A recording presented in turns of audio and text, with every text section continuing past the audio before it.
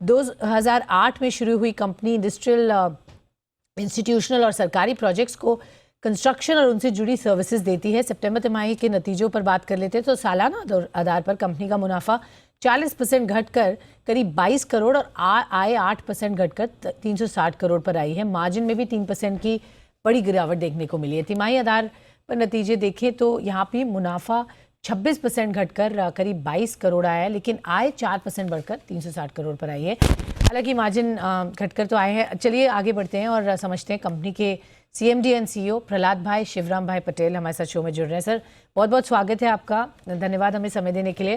Sir numbers थोड़े से week दिख रहे हैं अगर हम ईयर ऑन ईयर या क्वार्टर ऑन क्वार्टर दोनों ही पैरामीटर्स पर देखते हैं तो। पहले तो सर उसके कारण क्या है? जो प्रेशर हमने टॉप लाइन पर देखा है, बीटा पे देखा है, पैट पर देखा है, क्या वजह रही सर?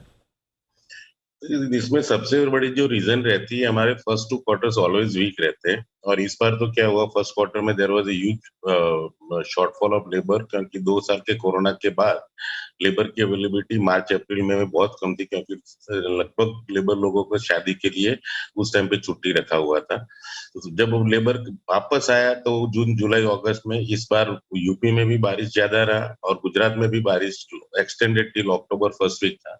तो उसकी वजह से भी हमारे ज्यादातर प्रोजेक्ट, अगर आप यूपी के प्रोजेक्ट भी देखो तो वो सब सारे फाउंडेशन और स्ट्रक्चर में थे। और गुजरात के जितने भी बड़े प्रोजेक्ट हमने अभी शुरू किए थे, 6-7 प्रोजेक्ट, वो भी सारे फाउंडेशन में थे।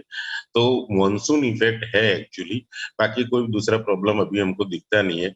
मार्जिन की अगर आप बात करें तो आप अगर देखो तो हमारा फर्स्ट क्वार्टर के फर्स्ट 2 क्वार्टर्स में अंदर हमारा inflow of order is more than 1500 crore. तो 1500 करोड़ के ऑर्डर की वजह से we have recruited some new staff. So थोड़ा सैलरी स्ट्रक्चर भी बढ़ा था, तो 15 करोड़ लास्ट ईयर था, वो इस साल ये क्वार्टर में 22 करोड़ है। सो रिवेन्यू कम होने की वजह से और ओवरहेड कॉस्ट बढ़ने से 2% का इम्पैक्ट प्रॉफिट पे उसी वजह से आ रहा है। अगर आप देखो तो 15 करोड़ में वो हमारे एवरेज 4% आता है, आज की तरह में ये क्वार्टर में इट इज गोइंग 6%। तो 6% एक्सपेंसेस और एम्प्लॉयमेंट एम्प्लॉयर्स के एक्सपेंसेस है, वो 2% सीधा बता रहा है कि इम्पैक्ट 8% की जगह 6% पे आ गया। बाकी it is mostly because of the revenue generated was less to compare to the staff involve in the project. Okay sure. So ये स्टाफ कॉस्ट की वजह से थोड़ा सा प्रेशर आप बोल रहे पड़ा है, बट आगे सर किस तरीके का गाइडेंस देंगे मार्जिन पर? ये तो कह सकते हैं कि ये वन ऑफ था, इसकी वजह से ज़्यादा इम्पैक्ट दिखा। मार्जिन बैंड क्या होगी, क्या एक्सपेक्ट करें पूरे साल के हिसाब से सर? ये वन ऑफ ही है, बिकॉज जैसे मैंने बोला फर्स्ट क्वार्टर भी थोड़ा वीक रहा because of availability of labour. दूसरा क्वार्टर एक्सटेंडेड मॉनसून और सारे बिल्डिंग फाउंडेशन लेवल पे थे, उसकी वजह और स्ट्रक्चर का जब भी काम चलता है तो कॉस्ट भी थोड़ी ज्यादा जाती है, और मॉनसून के दरमियान फाउंडेशन लेवल पे काम नहीं हो पाता। सो इट हम लोग इसको वन ऑफ ही गिनेंगे। और आगे का जैसे भी हमने प्रोजेक्शन दिया है 2200 का, we are still trying to reach to that level, because अभी सारे प्रोजेक्ट्स इन यूपी, जो मेजर 50% हमारी ऑर्डर बुक यूपी में है और 50% गुजरात में है।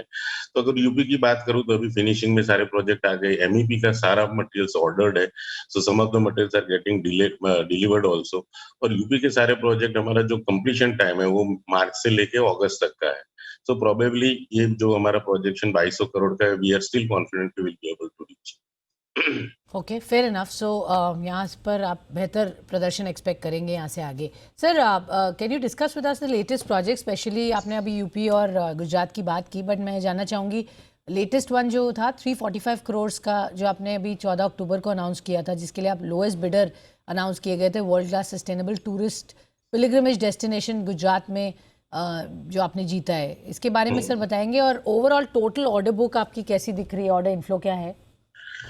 ऑर्डर इनफ्लो हमेशा हमारा जो रिवेन्यू होता है उससे 25% ज्यादा हम एनविसेज करके रखते हैं। जो मेरा अभी का टारगेट है वो 2500 करोड़ का है इस साल का नया ऑर्डर इनफ्लो का। उसमें से almost we have reach to 1800 crore. So 600-700 crore के ऑर्डर अभी नेक्स्ट 6 मंथ में लाना, it's not big deal. So probably वो तो हम पहुंच ही जाएंगे। और जो नया ऑर्डर 345 करोड़ का आपने जो बताया, that is the development of one of its kind dam, that is Dharoi Dam in Ahmedabad, near to Ahmedabad. So that is getting developed for as a tourist place. तो उसके आजू बाजू रिसोर्ट और सब बनेंगे, बट अभी जो काम दिया गया है वो डैम के आजू बाजू का इंफ्रा डेवलपमेंट करने का वो प्रोजेक्ट है 345। तो सर टोटल आउटलुक ऑर्डर्स पर FY23 में आपने कहा 25% का आप एक अपसाइड रखते हैं, बट क्वांटम अगर आप बताएंगे टोटल इस साल कितना दिख रहा है? 2500 करोड़ मैंने बोला, 2500 करोड़ हमारा टारगेट है कि इस साल ऑर्डर इनको 2500 करोड़ होना चाहिए। उसमें से ऑलमोस्ट 1800 करोड़ तो हम लोग हाफ क्वार्टरली पहुंच ही गए। हाँ। सो 600-700 करोड़ का नया ऑर्डर लाना, और वैसे भी we are bidding for bid pipeline भी 5000 करोड़ की है। सो प्रोबेबली वन और two tenders converted to order will reach make us reach more than 2500 से ऊपर निकल जाए। ओके, तो डेफिनेटली ऑर्डर यहाँ क्रॉस होगा जो आपका टारगेट है उससे, और या अच्छे इन्फ्लोज आ रहे हैं। सर स्पेसिफिक एरियाज जहाँ पर आपको लग रहा है कि ऑर्डर्स यहाँ पर स्ट्रांगली आ रहे हैं और आप बिड करेंगे, थोड़ा सा डिटेल में बताएंगे प्रोजेक्ट वाइज?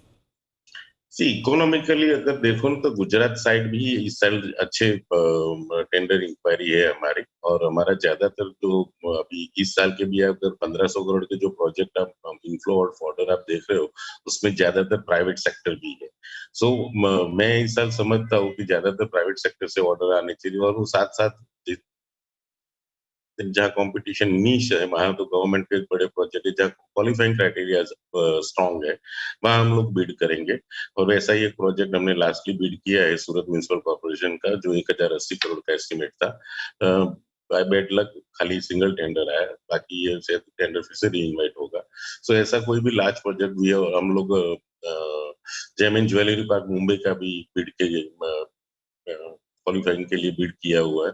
सो बिड पाइपलाइन तो मजबूत है, खाली अपने को चूज करना है which are the project where we should concentrate. Gujarat और यूपी ऑफ कोर्स आपके बहुत इम्पोर्टेंट मार्केट्स हैं जहाँ पर आपका फोकस है।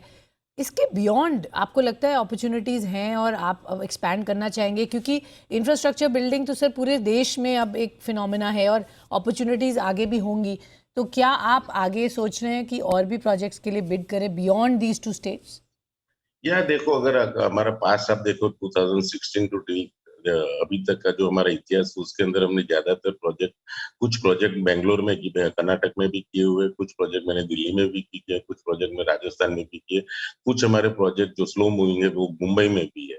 So these are the state we are already concentrating on.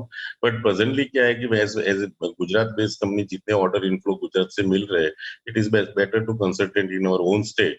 तो उससे हमारा खर्चा भी कम होता है, और मैनेजमेंट बैंडविड्थ भी वही मेंटेन कर सकते हैं। थोड़ी मैनेजमेंट बैंडविड्थ कम भी हो तो you can achieve more revenue. So target तो वही है कि जब भी अच्छी अपॉर्चुनिटी मिले, सेंट्रल विस्टा के lastly we have bidded for one project also, but उस टाइम पे हम लोग क्वालिफाई नहीं हो पा रहे थे क्योंकि I didn't have that final completion certificate of Surat. अभी वो मिल गया है, तो सेंट्रल विस्टा के भी कोई बड़े प्रोजेक्ट आते हैं कि जिसके अंदर कंपटीशन नहीं है, तो वहां भी बिड कर सकते हैं।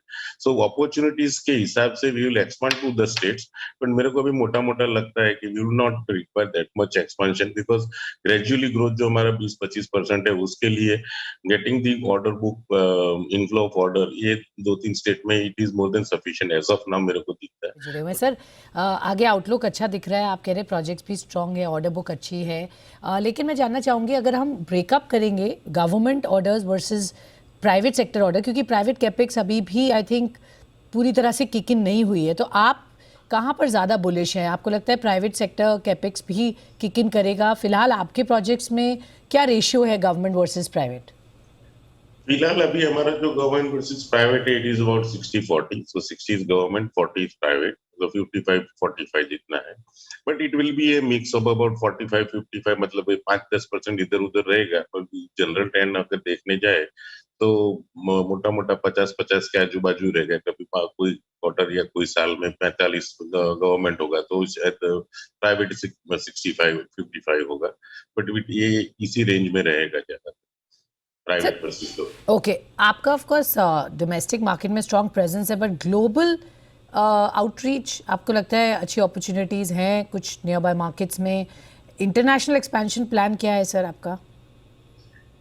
As such, international planning हमारा कुछ है नहीं, क्योंकि last 2 years back we had an opportunity to work for some of the firm projects in Maldives, but presently I was thinking कि let us concentrate on the market where we are strong enough.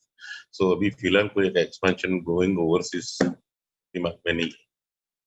Okay, fair enough sir. तो अभी जो current 2 states जैसा आपने बताया यहाँ पर आपका फोकस है, and hands are full as you said, and order book भी हेल्दी है।